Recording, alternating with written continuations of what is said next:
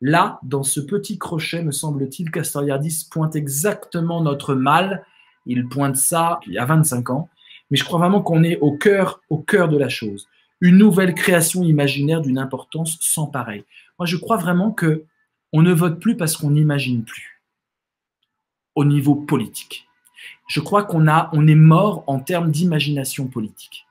Alors bien sûr, il y a toujours des résistances, il y a toujours des nouveaux systèmes de vote et autres, mais je crois vraiment que cette idée de pouvoir imaginer politiquement les choses qui a explosé notamment en 68 où les gens imaginaient et réorganisaient par l'imagination politique des choses de leur quotidien et des choses de la société, éducation, famille, tiers-mondisme et autres, ben, ça s'est totalement tari.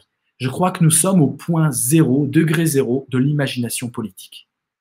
Et on le voit avec Macron, qui ne fait que recycler des choses et qui n'est pas du tout dans quelque chose, même au niveau, je dirais, qui incarne tout ce que le passé a fabriqué. Et c'est simplement un éclectisme. Macron, c'est un éclectisme. L'éclectisme, vous savez, c'est cette doctrine de Victor Cousin. Victor Cousin, on lui doit la philosophie éducative française. Hein.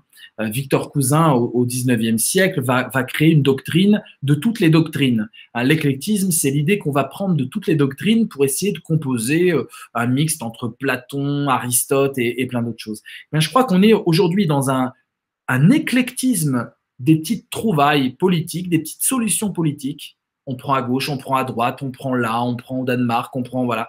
Et on perd le centre qui pourrait coordonner tout dans un système de gravité cohérent par l'idée qu'on puisse co-imaginer politiquement ensemble. Ce que j'appelle, vous le savez très bien, la dévolution. Qui est d'abord en termes d'imaginaire. La dévolution, c'est pas la révolution, on casse tout et on change le système, c'est on casse tout mentalement les choses. Mentalement, on s'autorise une imagination et une recomposition collective et même connective de missions qu'on pourrait s'assigner politiquement.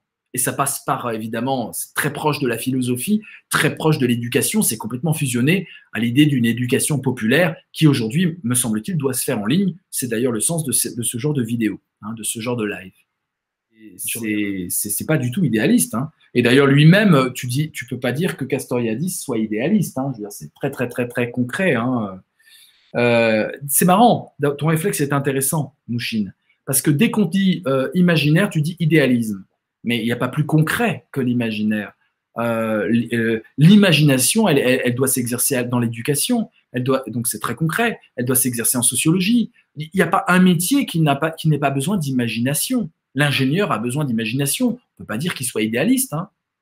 L'ingénieur, le programmateur informatique, il a besoin d'imagination. Donc l'imagination, ça peut aller avec le matérialisme. Voilà, je ne parle pas d'une sorte de cité idéale qu'il faudrait co-construire ensemble, et puis on rêve de l'appliquer. Je parle concrètement de pouvoir discuter ensemble de comment on peut se coordonner pour concrètement changer le monde. Un programme politique, c'est de l'imagination. Ça ne veut pas dire qu'on n'écoute pas des sources réelles, qu'on n'est pas en prise avec le réel et en prise avec la société. Mais aujourd'hui, nous n'imaginons plus politiquement, donc le vote n'a plus de sens. Voilà l'analyse qui me semble, moi, en tout cas, qui me satisfait, moi. C'est-à-dire que, comme l'imagination politique, ça ne veut plus rien dire, comme on ne refait pas le monde politiquement à table, ce qu'on faisait dans les années 80, j'ai grandi dans une famille de classe moyenne éprise de politique parce que c'était vraiment dans l'air du temps.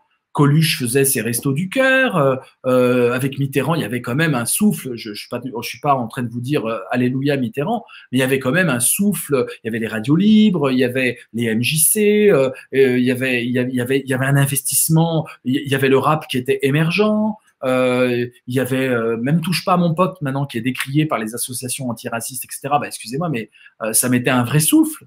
Ça mettait un vrai souffle et on était à fond. Donc il y avait quand même l'idée qu'on pouvait imaginer des choses. Et il y avait cet optimisme-là, cette fraîcheur-là. Et c'était concret, encore une fois, je ne vous parle pas de cité idéale à réaliser. Hein. Ce n'est pas une optique fourriériste. Hein. Et donc, je crois qu'en fait, tout simplement, la case de l'imagination politique, ce que dit la Castoriadis, hein, encore une fois, je vous le mets, vous l'avez, hein, on a besoin d'une nouvelle création imaginaire. Alors, je vais vous relire, excusez-moi, je me permets de vous relire le début, c'est le crochet, hein, c'est en deuxième partie de page, c'est ce qui est entre crochets. Le début est très important parce que là, Mouchine, tu vas voir qu'il n'est pas du tout idéaliste.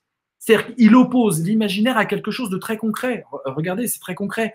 Compte tenu, là on ne peut pas être plus matérialiste, compte tenu de la crise écologique, de l'extrême inégalité de la répartition des richesses entre pays riches et pays pauvres, de la quasi-impossibilité du système de continuer sa course présente, ce qui est requis, c'est une nouvelle création imaginaire d'une importance sans pareille dans le passé.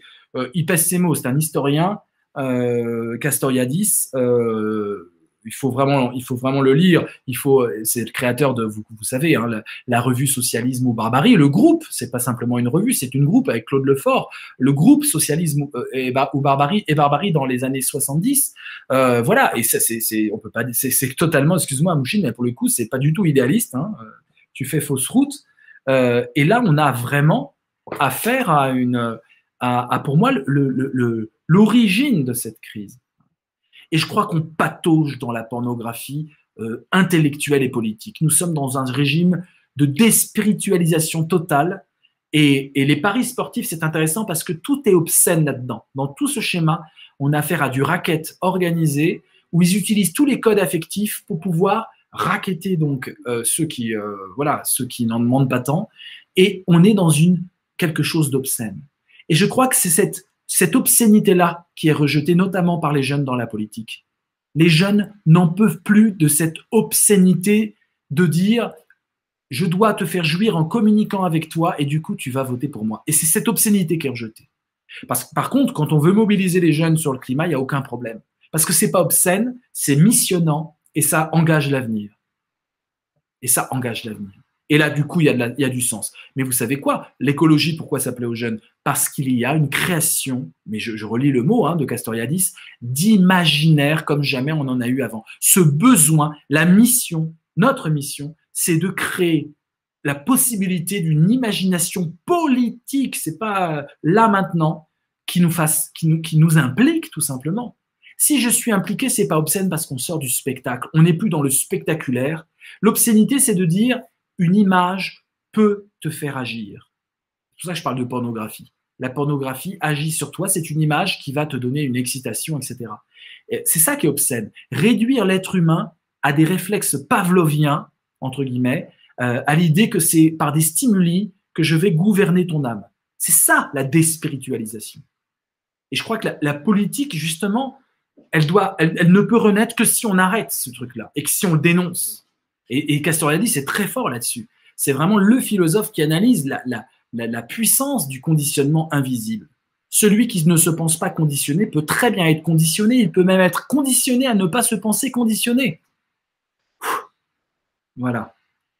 Avoir des idées aujourd'hui est presque vu comme une violence. Voilà, avoir des idées. Ce que j'appelle la dévolution, c'est un flux d'imagination collectif et connectif continu qui va avec du débat, de l'argumentation et de la philosophie. C'est un flux culturel, c'est un flux. L'imagination est un processus, les amis. Et selon moi, c'est le seul processus qui soit d'essence politique.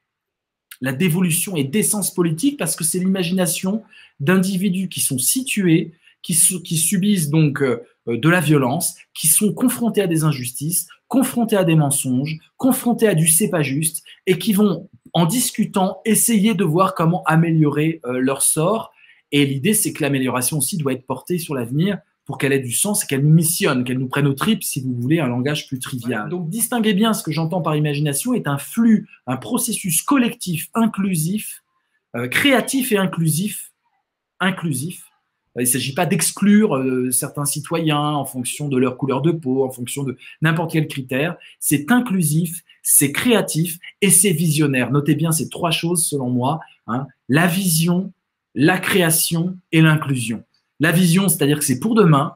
La création, c'est-à-dire que c'est nouveau, ça propose du neuf en fonction de ce que l'on vit. Et l'inclusion, c'est-à-dire que c'est pour tout le monde. C'est pour le collectif.